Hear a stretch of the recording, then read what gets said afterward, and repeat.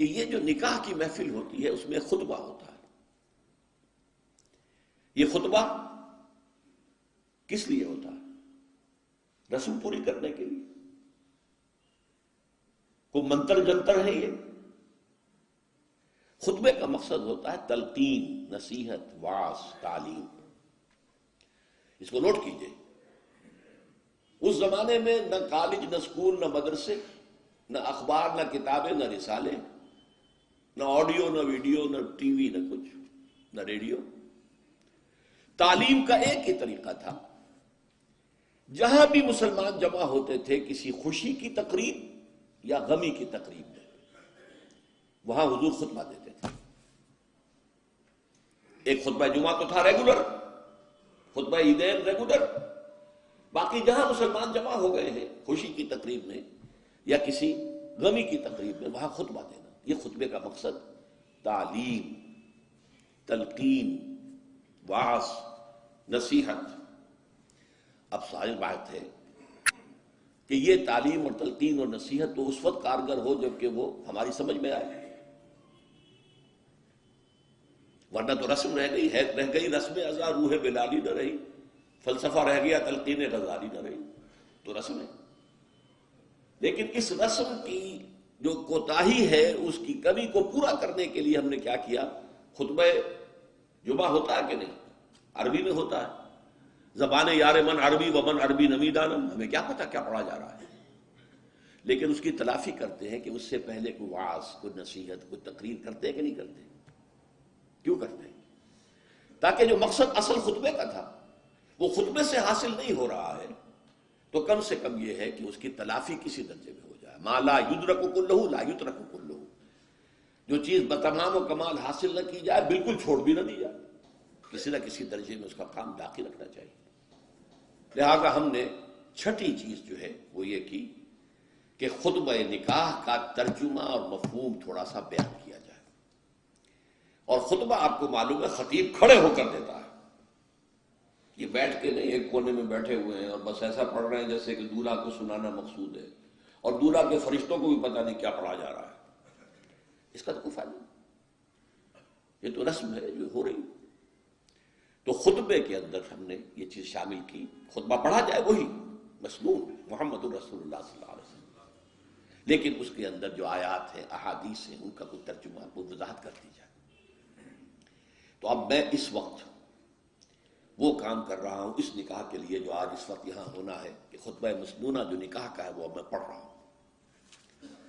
الحمدللہ الحمدللہ نحمده ونستعینه ونستغفره ونؤمن به ونتوکل علیہ ونعوذ باللہ من شرور انفسنا ومن سیئات اعمالنا من يهده الله فلا مضل له ومن يضلله فلا هادي له ونشهد ان لا اله الا الله وحده لا شريك له ونشهد ان محمدا عبده ورسوله صلی اللہ علیہ وسلم. اما بعد فاعوذ باللہ من الشیطان الرجیم. بسم اللہ الرحمن الرحیم. یا ایھا الذین آمنوا اتقوا اللہ حق تقاتہ ولا تموتن الا وانتم مسلمون. یا ایھا الناس اتقوا ربکم الذی خلقکم من نفس واحدۃ وخلق منها زوجها وبث منهما رجالا كثيرا ونساء واتقوا الله الذي تساءلون به والارحام ان الله كان عليكم رقيبا. يا ايها الذين امنوا اتقوا الله وقولوا قولا سديدا يصلح لكم اعمالكم ويغفر لكم ذنوبكم ومن يطع الله ورسوله فقد فاز فوزا عظيما. صدق الله العظيم. وقال النبي صلى الله عليه وسلم النكاح من سنتي. وقال صلی اللہ علیہ وسلم من رغب عن سنتی فلیس منی. وقال صلی اللہ علیہ وسلم اعلنوا هذا النکاح واجعلوه في المساجد او كما قال صلی اللہ علیہ وسلم. میں اس کی وضاحت کیا کرتا ہوں. آج اب وقت بہت کم رہ گیا ہے، صرف ترجمہ کروں گا اس وقت. اس خطبے کے 3 حصے ہیں، 2 حصے مسنون ہیں، تیسرے کا اضافہ علماء نے کیا ہے. پہلا مسنون حصہ وہ ہے جو حضور ہر خطبے میں پڑھتے تھے، خطبہ جمعہ، خطبہ عید، کہیں لشکر بھیج رہے ہیں تو خطبہ دے رہے ہیں تو اس میں بھی، اور وہ در حقیقت ہمارے ایمان اور اسلام کا خلاصہ ہے کہ گویا کہ تجدید ایمان اور تجدید اسلام ہم کر رہے ہیں، جبکہ وہ خطبہ محفل میں پڑھا گیا۔ ترجمہ کیا ہے؟ کل حمد، کل ثنا اللہ کے لیے، ہم بھی اسی کی ثنا اور حمد کرتے ہیں، اسی سے مدد مانگتے ہیں، اسی سے اپنے گناہوں کی معافی چاہتے ہیں، اسی پر ہمارا یقین ہے، اسی پر ہمارا توکل ہے، اسی کی پناہ ہم طلب کرتے ہیں اپنے نفسوں کی شرارتوں سے اور اپنے اعمال کی برائیوں سے۔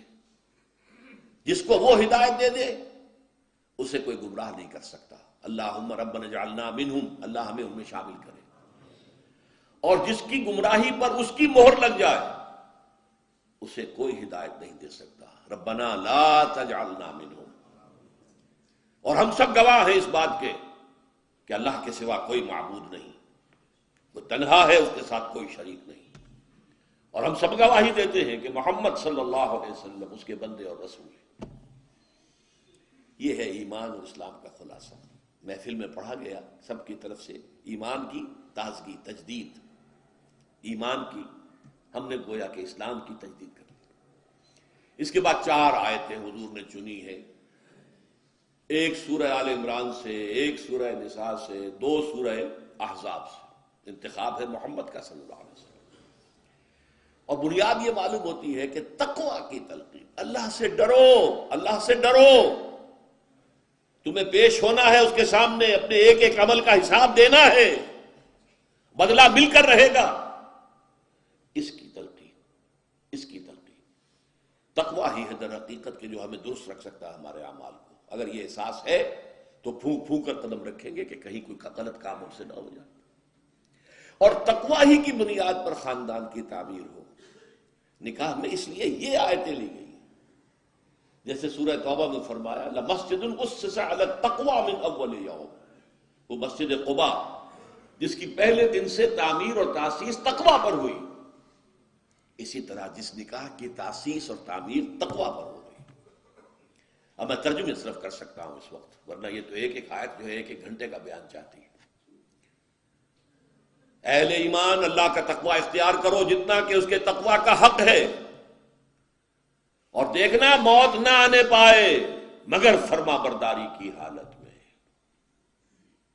کوئی لمحہ نافرمانی میں نہ گزرے، مبادا اسی لمحے موت کا ظالم پنجہ آ کر تمہیں دبوچ لے۔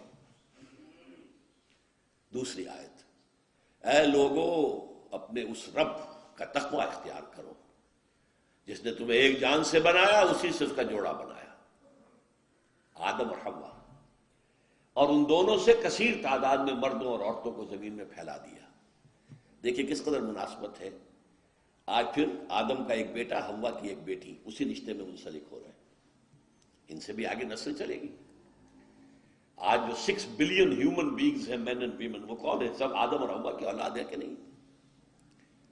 لیکن دوبارہ فرمایا واتقوا اللہ، دیکھو دوبارہ سن لو، اللہ کا تقویٰ اختیار کرو، الذی تساءلون بہ، جس کا کہ تم ایک دوسرے کو واسطہ دیتے ہو۔ فقیر بھی مانگتا ہے تو اللہ کے نام پر، کہیں جھگڑے نہ چک رہے ہو کسی طریقے سے تو آخر میں واسطہ دو، اللہ کا واسطہ بھائی، اللہ کا نام مانو، ٹھیک کرو معاملے کو، جس کا واسطہ دینا ہے اس کے حکم پر عمل بھی تو کرو۔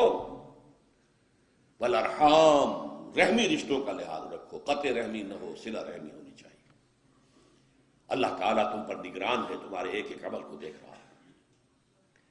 2 آیتیں سورہ احزاب کی، اہل ایمان اللہ کا تقویٰ اختیار کرو، اور زبان سے وہی بات نکالو جو درست و سیدھی ہو۔ یہ بھی زبان کا تقویٰ ہو گیا نا، پہلے بولو، پہلے تولو پھر بولو، ایک ایک حرف کی جواب دہی کرنی ہوگی اللہ کے ہاں۔ تم نے یہ بات کہہ دی تھی، did you have the right to say it, حق تھا تمہارا، لہذا زبان کو پکڑو۔ اور اگر دل میں تقویٰ اور زبان کنٹرول میں آ گئی تو یہ تمہارے سارے اعمال اللہ درست کر دے گا، اور پھر بھی اگر کوئی خطا ہو گئی، غلطی ہو گئی تو اللہ معاف فرما دے گا۔ اور جو اللہ اور اس کے رسول کی اطاعت پر کاربند ہو گیا اس نے تو بہت بڑی کامیابی حاصل کر لی، اللہم ربنا اجعلنا منہم، اللہم ربنا اجعلنا منہم۔ حضور کا خطبہ تو یہاں ختم ہو گیا۔ اب حدیثیں عام طور پر 2 پڑھی جاتی ہیں، میں نے 3 کر دی۔ پہلی حدیث النکاح من سنتی، شادی کی ترغیب ہے تجرد کے خلاف۔